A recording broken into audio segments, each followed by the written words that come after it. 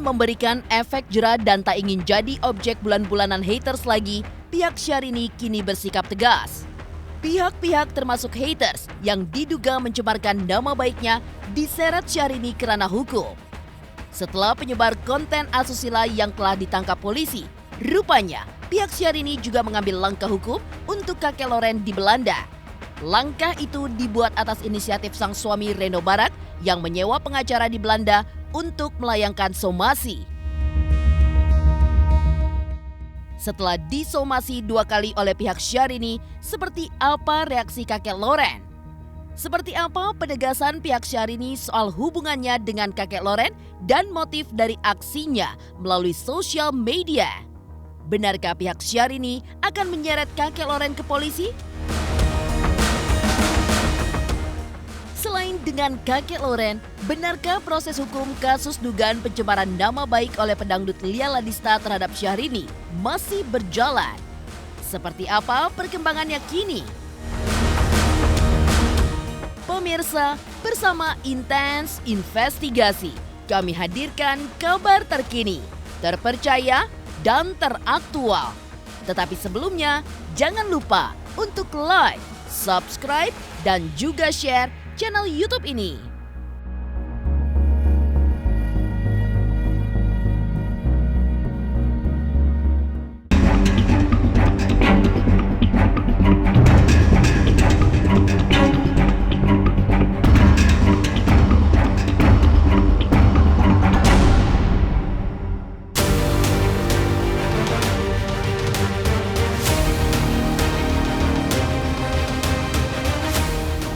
Menghadapi berbagai aksi dugaan pencemaran nama baik dan pelecehan terhadap Syahrini, Reno Barak selaku suami tidak main-main.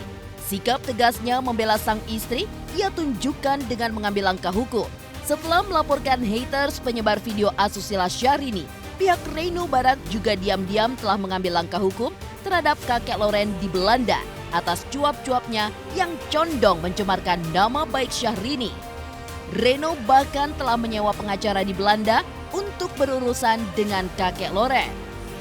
Menurut keterangan adik Syahrini, Aisyah Rani, kepada Intens Investigasi, pihak Reno sudah melayangkan 2 kali somasi untuk kakek Loren dan tinggal menunggu proses selanjutnya. Nah, kalau yang di Belanda coba tanyakan ke Pak Andi Simangunsong karena beliau yang berhubungan langsung dengan Pak Reno dan dengan pengacaranya Pak Reno di Belanda. Kalau kakek tua ini sudah disomasi oleh lawyernya Pak Reno yang di Belanda. Ini udah somasi kedua. Nanti seperti apa juga kita lagi tunggu prosesnya. Dari 2 kali disomasi terhadap kakek Loren, benarkah di antaranya pihak Syahrini meminta kakek Loren menghapus semua unggahan status, video, dan foto yang diposting kakek Loren di sosial media miliknya yang memiliki indikasi mencemarkan nama baik terhadap Syahrini? Rani membenarkan hal ini dan menurutnya atas isi somasi tersebut, kakek Loren mematuhinya dengan menghapus semua unggahannya terkait Syahrini dari sosial medianya. Lantas, apa sebenarnya inti keberatan pihak Syahrini atas postingan kakek Loren di sosial medianya? Tahap somasi kedua sih sudah ya, dan saya lihat juga di akun Instagramnya sudah menurunkan take down semua postingan-postingan mengenai pribadi Syahrini karena itu yang diminta sama pihak kita. Jadi yang kita keberatan adalah dia mengupload urusan pribadi seseorang di Instagram pribadi dia. Itu kan nggak boleh, itu yang kita nggak mau. Kalau dia mau posting apa terserah. Kalau bener kan apa, yang mana yang bener di postingan itu. Pertemuan pertama kali aja udah salah. Dia bilang pertemuan pertama kali di lobi hotel ada 2 perempuan lagi sibuk, bingung, nggak bawa barang banyak.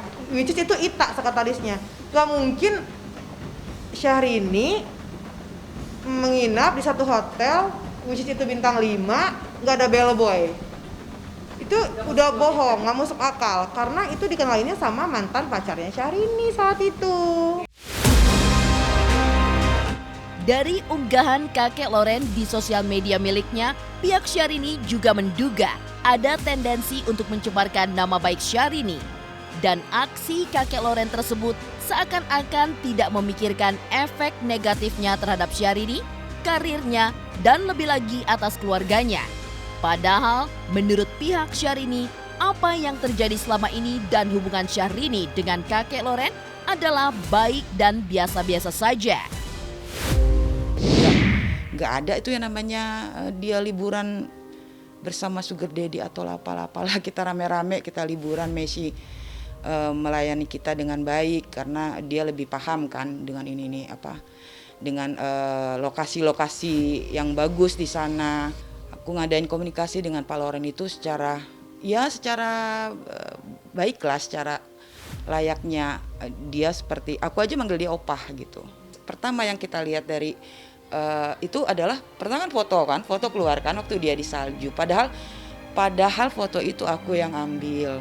Ada aku di situ. Kenyataannya tidak seperti itu.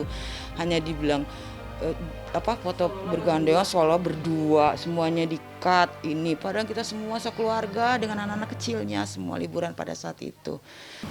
Kalau aku nggak kaget sih, karena kan emang dari dulu juga kan ada lover, ada hater yang seperti Syahrini bilang gitu. Cuman yang ini kagetnya ada keterlaluan fitnah soal itu aja, soal dikait-kaitkan, dimirip-miripkan itu aja sih yang keterlaluan. Selebihnya kan kita udah biasa Mbak. Syahrini kan udah bilang orang urus, nggak mau lihat, hempas gitu-gitu kan. Tapi ini beda lagi karena sekarang Syahrini udah punya suami, itu bedanya. Jadi harus mengikuti apa yang mungkin kepala rumah tangganya bilang, suaminya itu bilang, kayaknya ini udah nggak wajar, harus saya kasih tindakan ya. Sebagai istri Syahrini harus mengikuti apa yang suaminya bilang. Pengakuan pihak Syahrini yang memiliki hubungan dan komunikasi yang baik dengan kakek Loren kontras dengan aksi kakek Loren belakangan ini. Lantas, apa motif kakek Loren dibalik cuitan dan statusnya yang condong mencemarkan nama baik Syahrini? Pemirsa Intens Investigasi, jangan lupa untuk like, subscribe, dan juga share channel YouTube ini.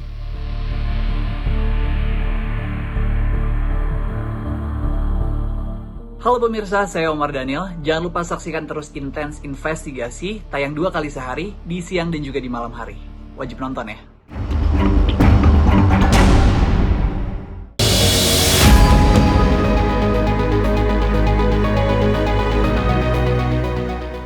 Pemirsa Intens Investigasi, hubungan Syahrini dengan kakek Loren di Belanda yang mulanya biasa-biasa saja tapi akhirnya berujung di ranah hukum memang disayangkan. Apalagi Syahrini yang semula tidak menduga bahwa kakek Loren melakukan aksi cuap-cuap yang memiliki tendensi mencemarkan nama baiknya sebagai seorang perempuan. Hal inilah yang membuat pihak Syahrini melalui adik sekaligus manajernya dan sekretarisnya Ita menegaskan hubungan Syahrini dengan kakek Loren sebenarnya. Selain tidak lebih dari pertemanan biasa, Syahrini yang kehilangan sosok ayah sebelumnya melihat adanya figur ayah pada sosok kakek Loren setelah perkenalan melalui anaknya yang notabene adalah sahabat Syahrini. Oh itu hanya pertemanan biasa ya? Pertemanan biasa. Iya karena kan Syahrini bersahabat dengan anaknya. Kan mungkin teman-teman bisa lihat juga sendiri seperti apa. Klarifikasi dari anaknya juga sendiri mungkin kalian bisa baca bagaimana kesimpulannya ini semua gitu. Hanya sebatas sahabat dengan anaknya dan dengan mantan Syahrini sebelumnya. Jadi hubungannya seperti itu. Kalau Syahrini kan selalu ya tulus aja gitu. Berteman ya begitulah adanya gitu. Aku tahu percis kejadian apa yang hubungan mereka seperti apa, hubungan artis saya Syahrini dengan Bapak Loren itu layaknya hubungan anak dan bapak angkat.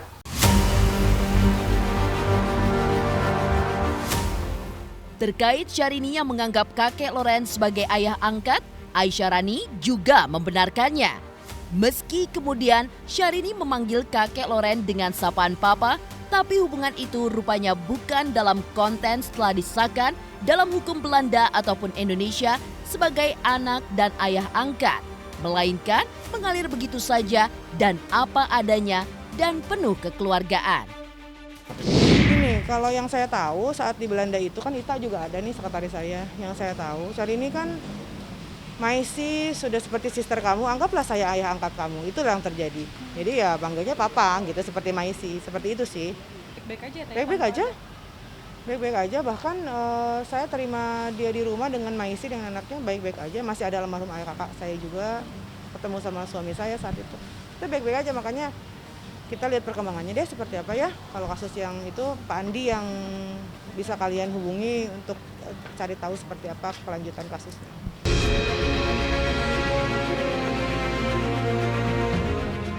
Tetapi, mengapa hubungan yang baik dan penuh kekeluargaan itu berujung di ranah hukum? Diduga kakek Loren kurang peka alias kurang sensitif dengan status Syahrini sebagai artis Indonesia yang notabene juga memiliki haters. Atau kakek Loren menyadari hal itu sehingga ia diduga memanfaatkan popularitas Syahrini untuk suatu tujuan. Dan belakangan tujuan itu terungkap yang menurut Rani adalah untuk mendongkrak followersnya di sosial media. Tiga dari situ, seakan-akan ada pelindungnya kayaknya si haters ini. Oh iya nih ya gitulah. Mungkin ya udah bisa dilihat sendiri kayak apa. Ujungnya apa coba? Ada apa? Gitu. Ternyata hanya ingin menaikkan followers kan. Aduh ini kalau dibuka semua mah ribet lah udah. Ini aja udah. Kalau dibuka semua ribet bener dah. Selain kakek Loren yang digodok pihak Syahrini melalui proses hukum, benarkah pelaporan Syahrini terhadap pedangdut Lia Ladista tahun lalu yang diduga melakukan pencemaran nama baik masih berlanjut? Seperti apa perkembangan kasus tersebut? Pemirsa Intens Investigasi, jangan lupa untuk like, subscribe, dan juga share channel YouTube ini.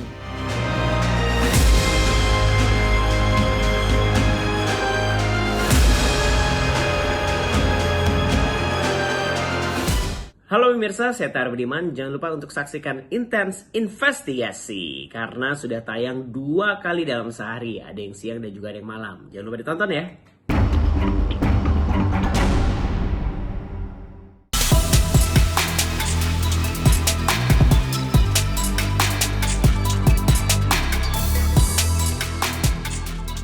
Pemirsa Intens Investigasi, selain tengah menyeret kakek Loren asal Belanda ke ranah hukum, pihak Syahrini juga harus menangani proses hukum atas kasus pencemaran nama baik yang diduga dilakukan pedangdut Lia Ladista.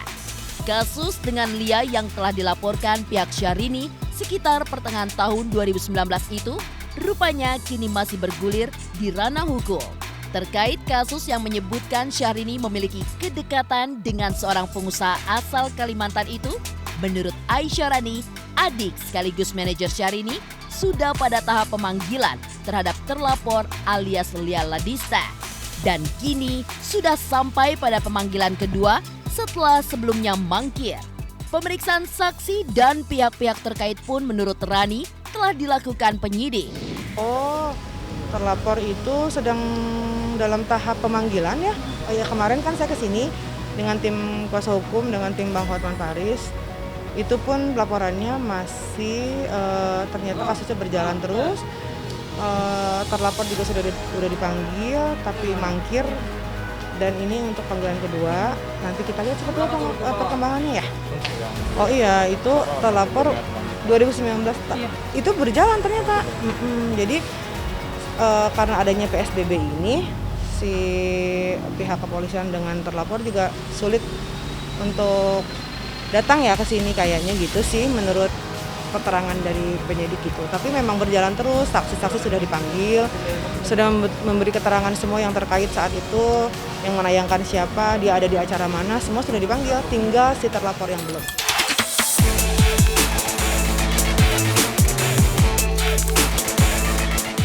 Tetapi ketika ditanya, apakah terlapor juga memiliki kaitan atau masuk dalam jaringan kasus terbaru Syahrini saat ini yang dikatakan Rani adalah konspirasi yang lagi hits, Rani memberi jawaban penuh teka-teki.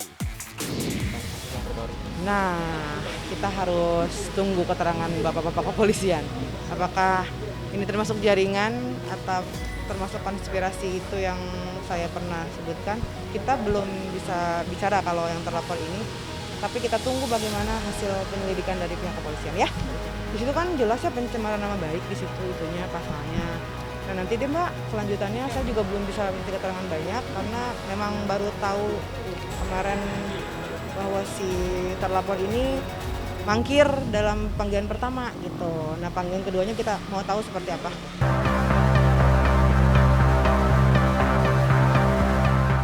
Demikian pemirsa, kabar terkini, terpercaya, dan teraktual yang kami hadirkan hari ini. Saksikan terus Intens Investigasi setiap hari Senin sampai dengan Jumat yang tayang 2 kali sehari, yaitu pada pukul 13.00 WIB dan pukul 18.00 WIB, tentunya hanya di YouTube channel. Dan pastikan jangan lupa untuk like, subscribe, share, dan juga komen channel Intens Investigasi.